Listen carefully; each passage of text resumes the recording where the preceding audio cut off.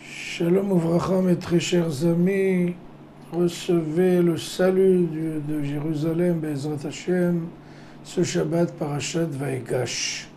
Vaïgash, c'est Yosef s'avance, Yehuda, s'avance vers Yosef comme pour l'attaquer. Et il faut comprendre ça, pourquoi il veut l'attaquer, pourquoi c'est une déclaration de guerre en fait. Pourquoi est-il arrivé à cette situation-là? Je vais vous donner un extrait de ce qui s'est passé la semaine dernière, Parashat Vayé, Parashat Miketz. Je vous rappelle que Yosef a donné à ses frères du ravitaillement et en fin de paracha, il a demandé de prendre sa coupe. Il avait une coupe d'argent, en argent, pour une coupe de vin comme ça, très très rare et très chère, et il l'a mise dans le sac de son petit frère. Bon, l'intendant va chercher les frères et leur dit, écoutez, vous avez été ingrats. Yosef, en fait, le vice-roi vous a donné du ravitaillement et vous lui avez volé cette coupe d'argent. Et les frères complètement ébranlés, chas v'shalom, jamais au grand jamais on a pris quelque chose. Même quand on nous a rendu notre argent la dernière fois, on a ramené cet argent, chas v'shalom. Et plus que ça, chez celui que vous allez trouver la coupe, il est condamné à mort et nous, tous les frères, on va être des esclaves à votre service. Bon, l'intendant commence à chercher et il trouve la coupe justement dans le sac de Binyamin. Bon, c'était pas vrai, Chas v'Shalom, Binyamin n'a pas volé, mais pour le scénario. Et là, Yosef leur dit, écoutez, vous avez proposé de tuer celui qui a volé et vous êtes mes esclaves, je vais faire un grand rabais, je vais prendre celui qui m'a volé, je vais le mettre en tant qu'esclave et vous pouvez aller chez vous.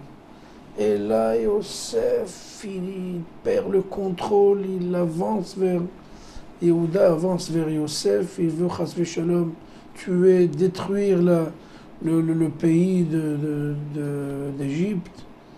Et on se dit, pourquoi? Votre proposition était beaucoup plus sévère et plus grave que ce qu'a proposé Yosef. Vous avez dit, celui qui a volé est condamné à mort et tous les frères sont esclaves.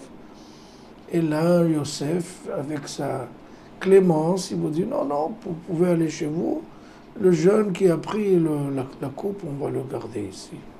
Et là, Yehuda est complètement perd le contrôle et il risque, chas v'shalom, d'avoir un problème diplomatique. Pourquoi est-ce que Yehuda s'énerve? Où est le problème? Yosef a été très gentil avec eux, très clément, très miséricordieux. Et pourtant, Yehuda n'a pas aimé ça. La réponse est que tant que Yosef leur faisait du mal, ils étaient endoloris par lui, bon, ils se disent, bon, on mérite, on a fait des bêtises, on a vendu notre frère, eh ben, c'est mesure pour mesure, Akadosh Baruch Hu est en train de nous payer vraiment en cash. Tout ce qu'on a fait, on est en train de le payer.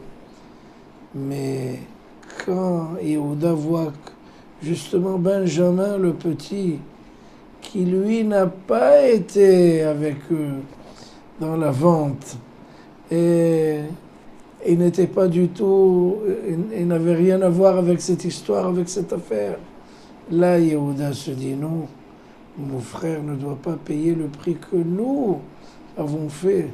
Si il s'agissait de nous, bon, je comprends. Elohim Matza et Avon Avadecha, Akadosh Baruch Hu a trouvé notre faute et il est en train de nous punir. Mais quand il a vu que la punition est vraiment retourné vers le petit qui n'a rien fait. Là, il ne pouvait plus attendre. Et il a été véritablement se battre, pas moins, devant le vice-roi qui est en fait Joseph.